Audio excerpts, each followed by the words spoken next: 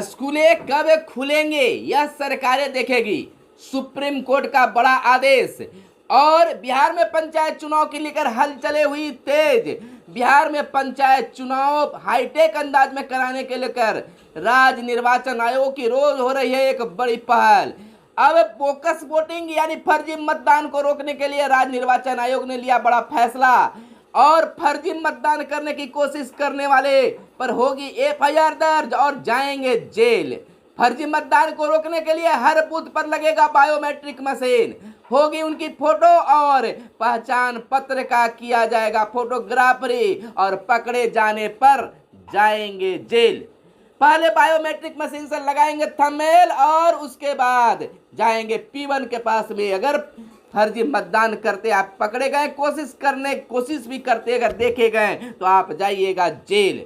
इधर बिहार के मुख्यमंत्री नीतीश कुमार का बड़ा ऐलान, बिहार में 6 माह में 6 करोड़ से ज्यादा टीके लगेंगे और बिहार के कामों का अनुकरण कर रही है कई राज्य। टीकाकरण के बिहार मॉडल को देश के 7 राज्यों ने अपनाया। गौरव की बात है बिहार के लिए कि बिहार के काम को दूसरे राज्य भी अपना रही है। बेहतर काम करने वालों की होगी मनचाही पोस्टिंग। मंत्री कम अनाज देने वाले डीलरों पर अब होगी कार्रवाई। अगर कोई डीलर आपको नाप तौल में अगर अनाज कम दे रहे हैं या वजन कम दे रहे हैं या कोई और कमी है तो वैसे डीलरों पर कार्रवाई अब तय है। और मुख्यमंत्री उस समय हंसने और मुस्कुराने लगे और कर्मचारी भी जोर से हंसने लगे जब एक बुजुर्ग शिक्षक, रिटायर्ड शिक्षक, उन्होंने कहा कि अपनी कमाई जब हम सर्विस में थे तो उसकी कुछ कमाई को सड़क बनाने में, आज जब पेंशन मिल रहा है तो सड़क बनाने में लगाते हैं, लेकिन हुजूर कहना है कि हमारे गांव को यूपी में शामिल कर दे। मुख्यमंत्री भी मुस्कुराने लगे,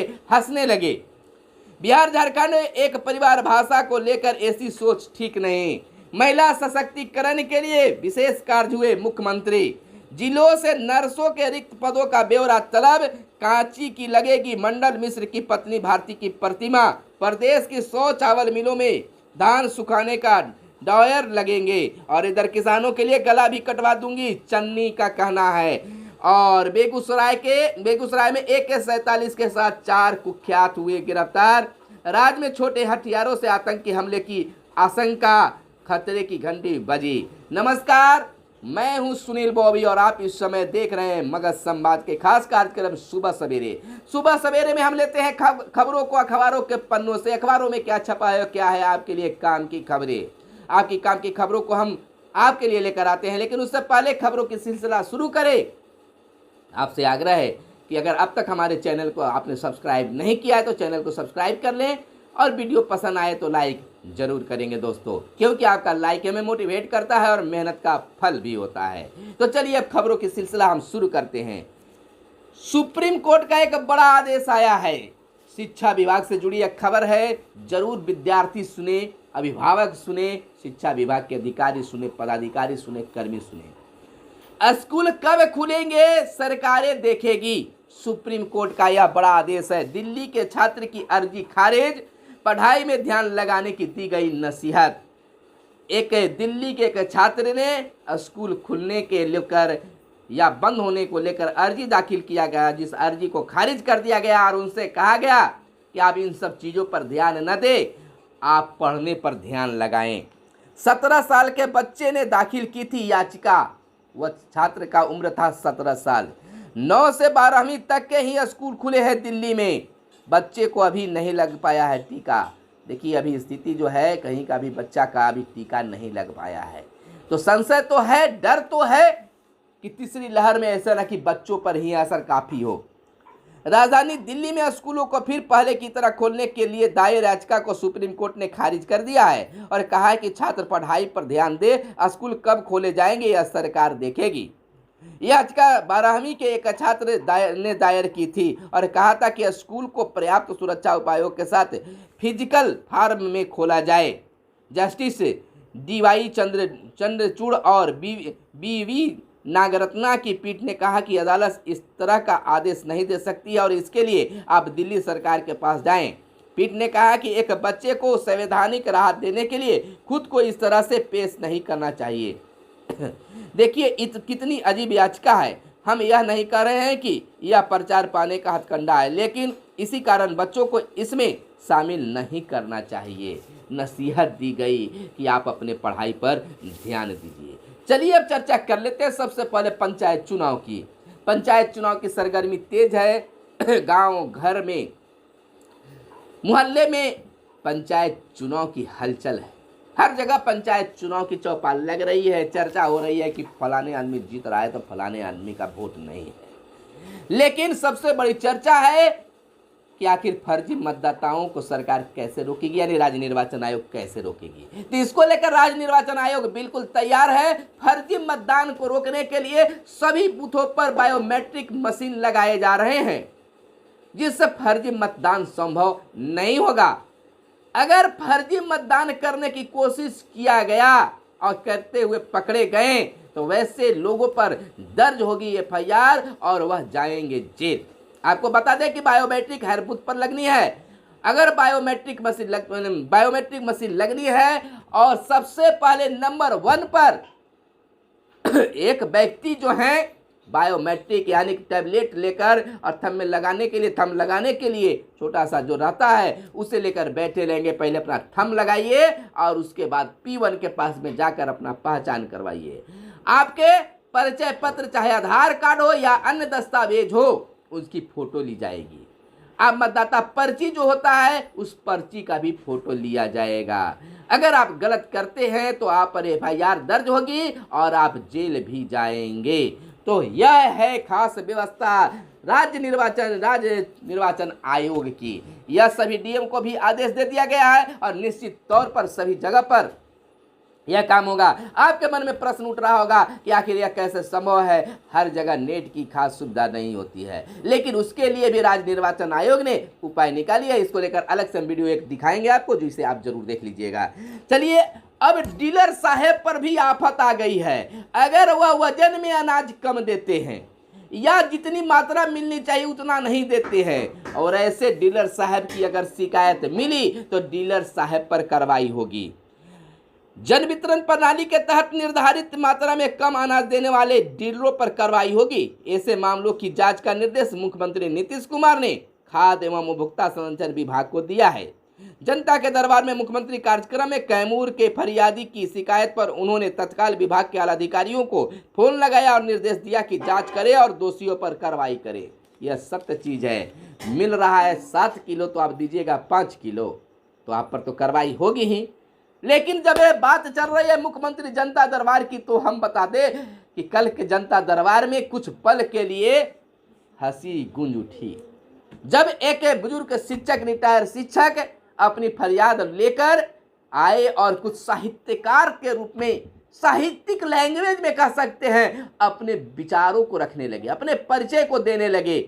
सभी भौचक मुख्यमंत्री बार बार कह रहे थे कि बात क्या है, पुरोहित को डायरेक्ट बोलिए।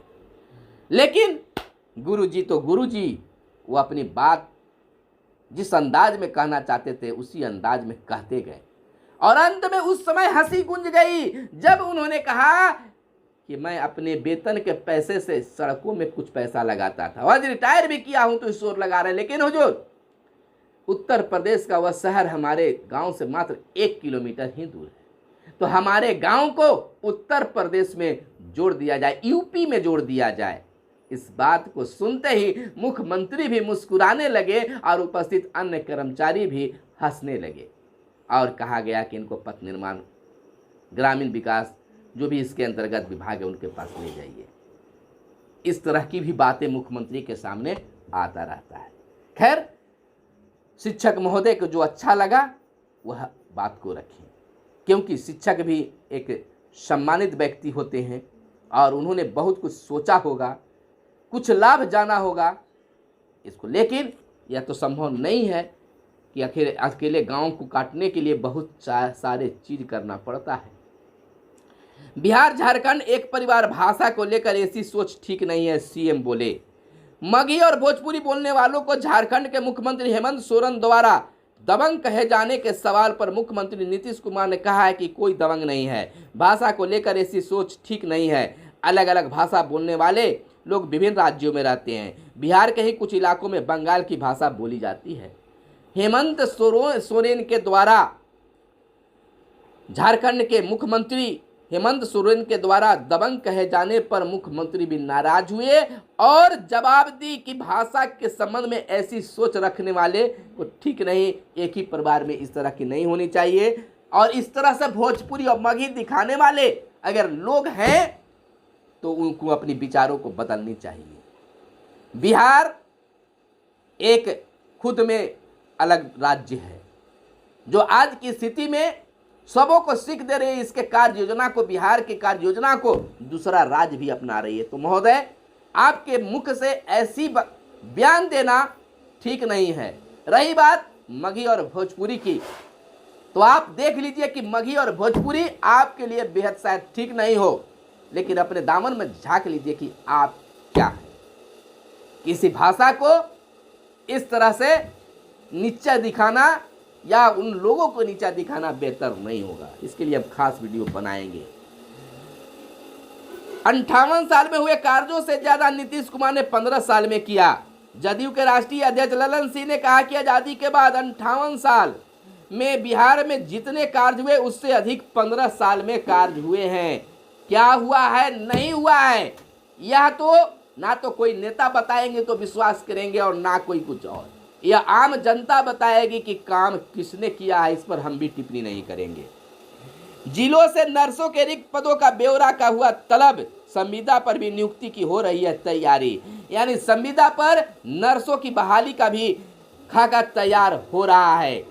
बेहतर काम करने वालों की होगी मनचाही पोस्टिंग। राजस्व एवं भूमि सुधार मंत्री राम सूरत राम ने कहा कि कोई भी कर्मी ट्रांसफर पोस्टिंग के लिए अपने इलाके के जनप्रतिनिधियों की पैरवी नहीं कराएं। जो बेहतर काम करेंगे उनको पोस्टिंग भी होगी। सतबीर को जमालपुर रेल एसपी का प्रभार मिला। टेलीफोन अदालत 29 को पटना में लगेगी। पीयू में वोकेशनल में आवेदन 22 तक होगी। इधर कांची में लगेगी मंडल मिश्र की पत्नी भारती की तस्वीर प्रतिमा। भाजपा शासन में महंगाई चरम पर है। तेजस्वी यादव का यह कहना है, बड़ा बयान दिए हैं कि भाजपा के शासन में महंगाई मार खा रही है, महंगाई चरम पर है, जनता अस्त व्यस्त है। मुख्यमंत्री नीतीश कुमार ने कहा है कि महिला सशक्तिकरण के लिए विशेष कार्य हुए हैं। उन्होंने कहा है, मुख्यमंत्री ने कहा कि राज्य में सभी के हित के लिए लगातार काम किए जा रहे हैं। महिला सशक्तिकरण के लिए विशेष कार्य किए गए हैं। जीविका समूह के माध्यम से गांव के गरीब परिवारों को, महिलाओं को आर्थिक स्वावलंबी बनाया गया है। तो महिलाओं को लेकर बड़ी काम किया गया है, मुख्यमंत्री का कहना है। प्रदेश की 100 चावल मिलों में धान सुखाने के दौर लगेंगे। और इधर बिहार में 6 माह में 6 करोड़ से ज्यादा टीके लगने की बातें भी की गई है, यानी लगाने की बातें हो रही है। मुख्यमंत्री नीतीश कुमार ने कहा है कि बिहार में 6 माह में 6 करोड़ के लक्ष्य से ज्यादा लोगों को कोरोना का टीका लगाने का लक्ष्य है। टीकाकरण को और तेज किया जाएगा, निश्चित तौर पर किया जाएगा। और बिहार में टीकाकरण के जो मॉडल है उसको अन्य 7 राज्य भी पहल कर रही है। देश के अन्य राज्यों में लोगों को टीकाकरण से मिलने लगी है 24 घंटे की सुविधा। पटना में 3 जगहों पर पिछले अप्रैल से 24 घंटे टीकाकरण किया जा रहा है। पटना में अब तक 46 लाख को टीकाकरण किया गया है। इन राज्यों में 24 घंटे टीकाकरण केंद्र शुरू होगी। झारखंड के रांची, हजारीबाग, बोकारो, जमशेदपुर में भी लग रहा है, यानी अन्य राज्य भी इनको देखा देखी ऐसे काम कर रहे हैं। राज्य में छोटे हथियारों से आतंकी हमले की आशंका है। हथियार की खरीदारी में विदेशी पैसों का इस्तेमाल की आशंका। गृह मंत्रालय की सूचना पर एसएसपी ने दिया निगरानी का आदेश है। मुजफ्फरपुर से निकलकर खबरें सामने आई है। टीकाकरण मॉडल 7 राज्यों ने अपनाया है। सुबह की चावल मिलों में ड्रायर लगेंगे। मंदार में आज से शुरू होगा रोपवे। और बेगूसराय में AK-47 के साथ 4 कुख्यात गिरफ्तार हुए हैं। किसानों के लिए गला भी कटवा दूंगा, चन्नी का कहना है। पंजाब के मुख्यमंत्री चरणजीत सिंह चन्नी ने सोमवार को कहा कि केंद्र सरकार को तीनों केंद्रीय कृषि कानूनों को निरस्त करना चाहिए। यदि किसान पर कोई आंच आई तो वे अपनी गर्दन काट देंगे। शपथ ग्रहण करने के बाद अपने पहले संवाददाता सम्मेलन में चन्नी ने यह बात कही है। तो यह थी तो राजनीतिक बातें, और बहुत कुछ आपके लिए हम लेकर आते रहते हैं और आएंगे भी। देखते रहिए हमारे साथ मगध संवाद। फिर मिलते हैं अगले वीडियो में, अगले संवाद के साथ, अगली खबरों के साथ। धन्यवाद। जय हिंद, जय भारत, वंदे मातरम।